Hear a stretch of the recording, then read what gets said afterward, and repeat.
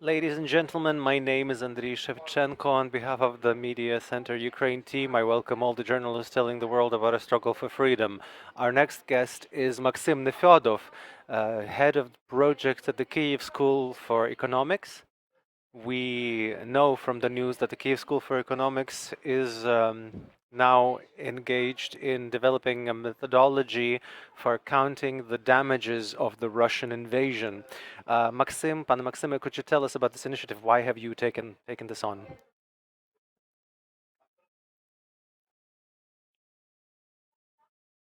Dear colleagues, hello. Actually, starting from the second day of the war, or at least the active stage of the war, that's been actually going on since 2014. The Kyiv School for Economics, along with the Office of the President and the Ministry for Economics and the Infrastructure Ministry and other state government bodies, have started calculating the damages of the brought by the Russian aggression. This is important for three reasons. Firstly, of course, we need to analyze. We need to understand what works and what doesn't work. We need to understand what sort of capacities we lack and where we have some sort of resources for our citizens and for our businesses. The second goal is, of course, rebuilding. We have to think about recovery and rebuilding, how to recover, and not only stone by stone or brick by brick as it was, but actually how to make it better, how to make it more efficient, how to make it more accessible for the citizens.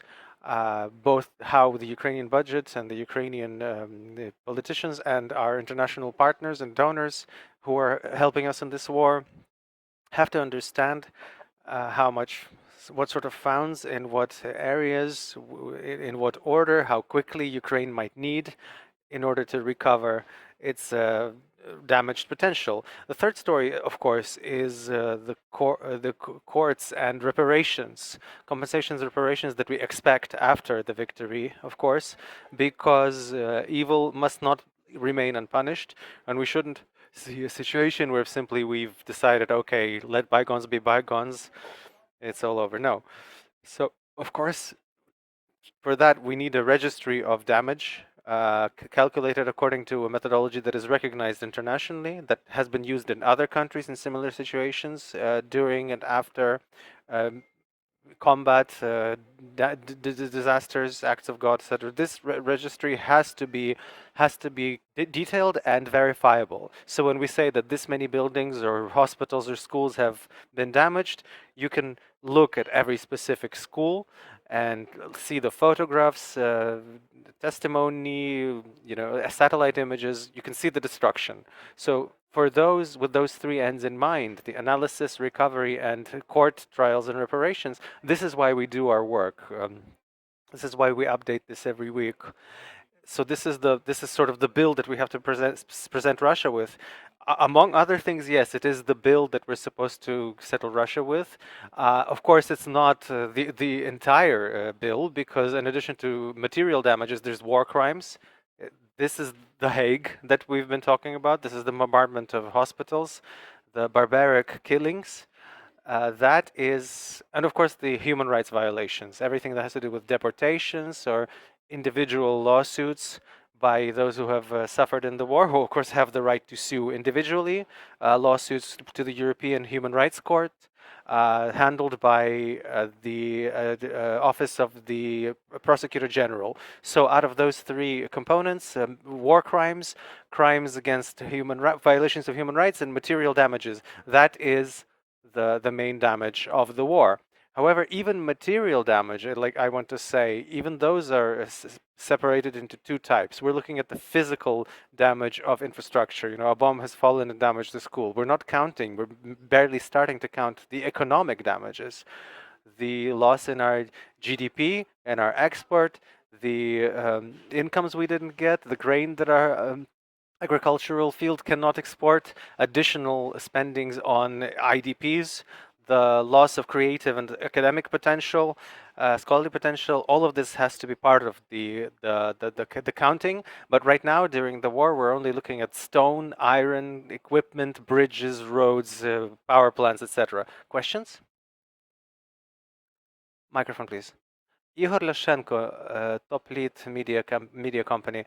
I know that among other things, our company is doing this kind of work. We're evaluating the damages by we send in drones that photograph the damage and then use particular apps and programs to see the percentage of damage and destruction, partial, completely destroyed. I wanted to ask, we're working on this now, and perhaps we can talk about this later, but how do you work with those who provide information about damages, damage, destruction?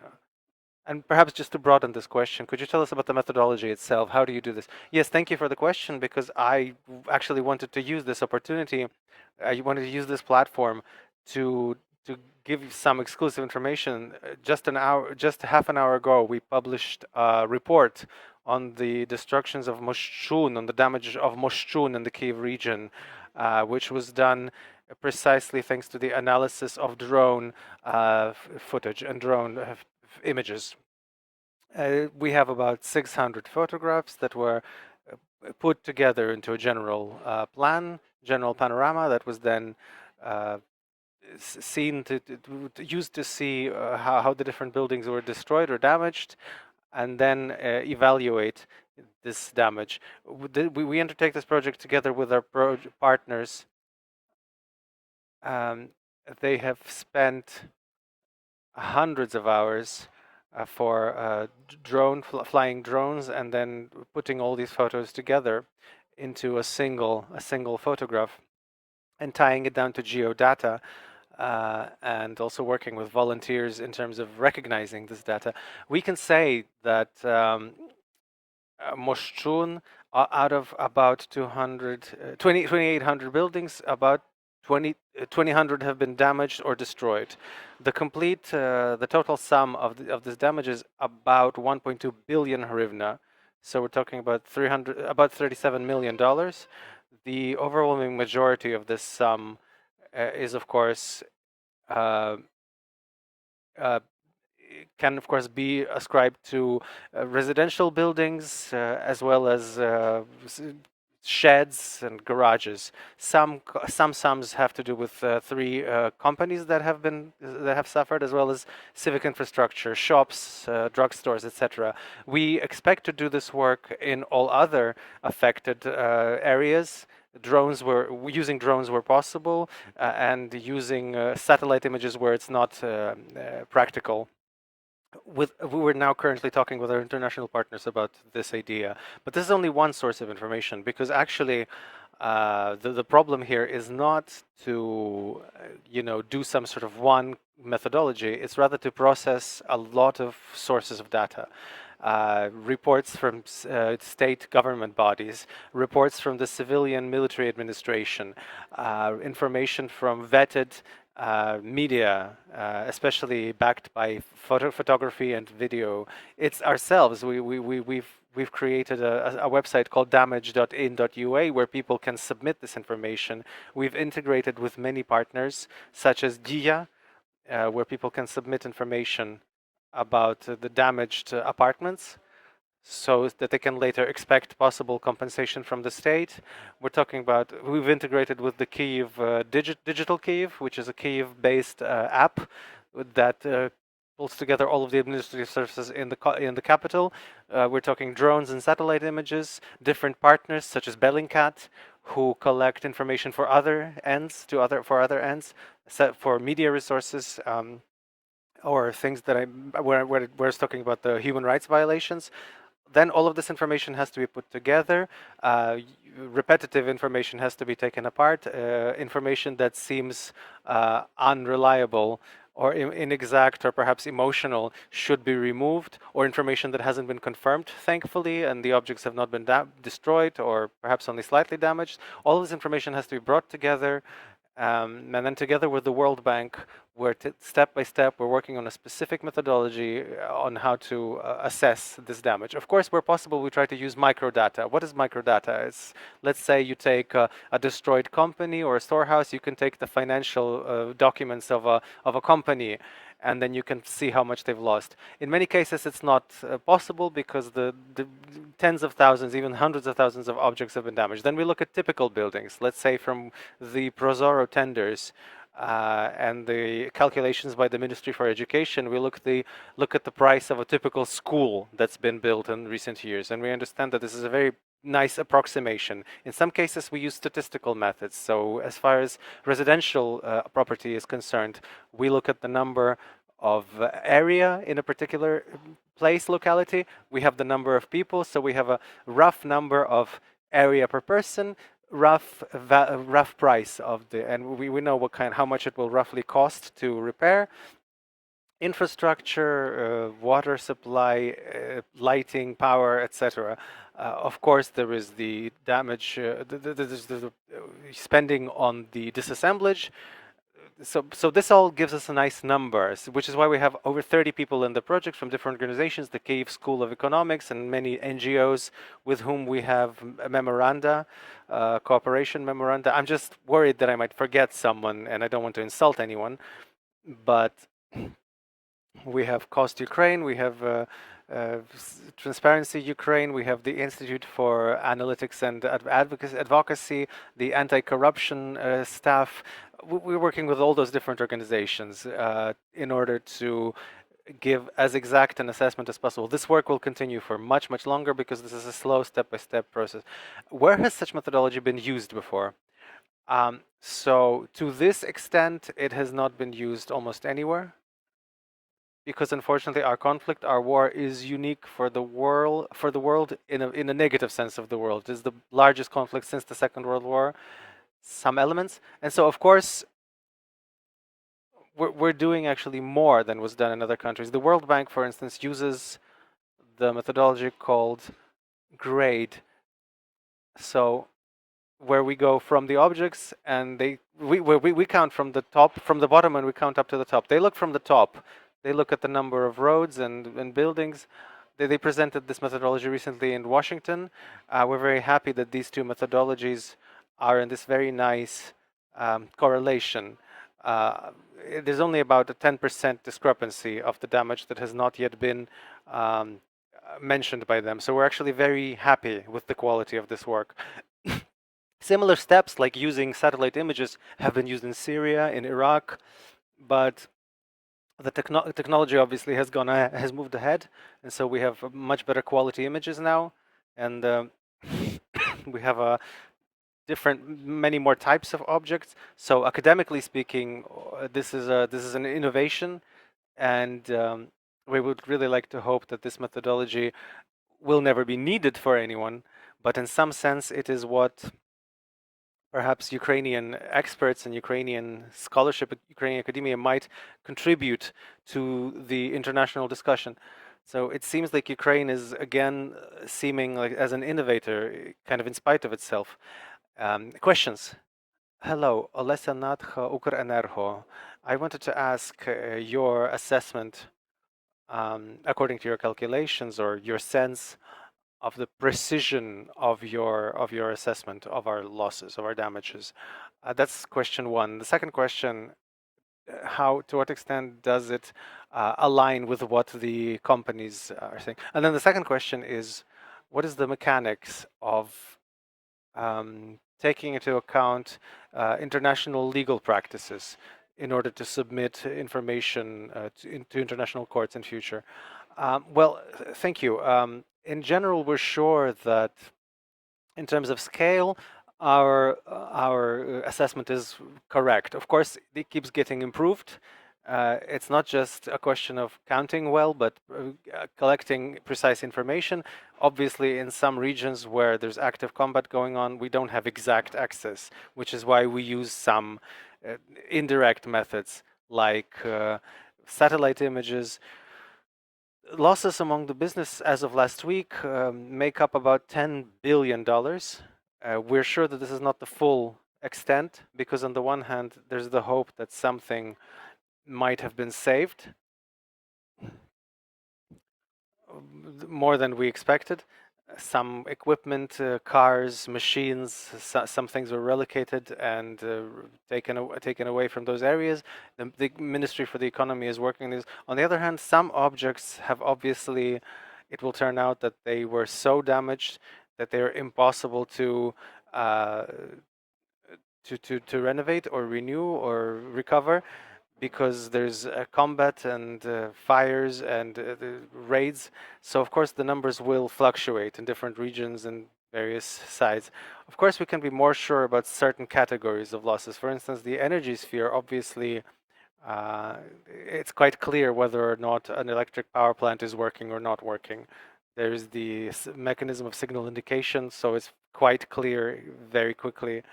To use the analogy, is the light on or is it not? In other areas, it's much more difficult. So, for instance, in agriculture, there's a lot of damages from mining, from mines, and of course we've all seen the horrible photographs of farmers who were blown up on their tractors or technology during the simply while tilling their fields. I'm sure this situation will keep us tense for many years, based on, for instance, the experience of Croatia, and we'll only be able to establish the scale of this pollution much later. So we're sure about the scale, about the order of magnitude, but it will be clarified. But unfortunately, it will not be clarified upwards. In some categories, we hope it will be clarified downwards. As far as the legal aspect, of course, we take that into account as well, particularly the purity, the cleanliness of data. For instance, all of the photography and video that are being gathered have to be gathered with original metadata so that they can be used in courts. Information about damages has to be confirmed by testimony, by documents. Now, it doesn't have to be an absolute bureaucracy in terms of any kind of forensics, because that takes time and money. But we advise you, if you're safe and if you have the opportunity, at least photograph or video the damage and post it somehow through our site, damage.in.ua. This is our new website for this, or through Digital Kyiv, or through GIA, or any other app. All of it will come together will ultimately be pooled in the same place. It's very important that nothing is forgotten and lost, because really Russia does have to pay. To sum up, in terms of numbers, what kind of numbers are you operating with at this moment? As of last week, we assess the damage of material infrastructure at about $92 billion. The largest category is residential property, simply because there's more of it, and of course the Russians have been shelling and bombing cities with rads, with artillery, with aviation, air raids. So there's a lot of indirect damage, but also classic where the classic high-rise buildings are simply cannot be reconstructed. So they've just been totaled, which means that they have to be completely taken down, dismantled, and rebuilt. The second category is, of course, roads infrastructure, bridges, because again, it's expensive. There's lots of it. It's taken a lot of damage. It takes a lot of damage during combat. Third categories are business losses. We're talking about 10 billion. The storehouses that have burnt down, Azovstal and MMK, Ilich MMK, that are not only a symbol of the bravery of Ukrainians, but also, or a symbol to be prepared for great sacrifice, but also they're being leveled, razed to the ground. And there's the number of storehouses that have been damaged, sometimes deliberately, when the Russians are trying to destroy granaries or food supply or medical supply storehouses, and a lot of companies that have taken damage in all areas, starting from the relatively small damages, insignificant damages, to companies that have completely burned down, some of which belong to foreign international investors. So according to different categories, this number can fluctuate. This is a normal situation. We are clarifying and will continue to clarify these numbers for a long time, for months still, until we get to a point where to numbers that might be audited. In some categories, we still have to wait. We'll be lagging behind because the war continues, and until the invader is kicked out of all the regions, unfortunately, the destruction will continue. Yes, and this is the final question. Just to clarify, the losses of businesses, do you count the state companies as the losses of business? No, no, no. That's the losses of business specifically, because the losses, for instance, of power, we count that separately. Losses of ports or airports, of course, that is all counted separately in our statistics. You can see it on our website or the Kyiv School of Economics. We look at all the categories that together could come out over $100 million, anything that's over $100 million. So it's quite a long, long, long table where we try to be as deep as possible. We try to go in as deep as possible. That's our job. And our job is not just to fix, to note the losses and cry over it, but it's important. An important part of this is reconstruction. So we're already working with many state structures and various civic initiatives that are dedicated to recovery in order to understand the needs of recovery, what has to be rebuilt, recovered, what has to be done better, rebuilt, considering the European integration that is now a given and a fact, to which not that long remains. So let us use this chance to make Ukraine better, more comfortable, more secure after the war. I thank all of you, and especially our military who help us, who ensure that we can talk about this. Maksym Nefyodov, Kyiv School of Economics, and the head of the Russia Will Pay project, counting the damages of Russian aggression. Thank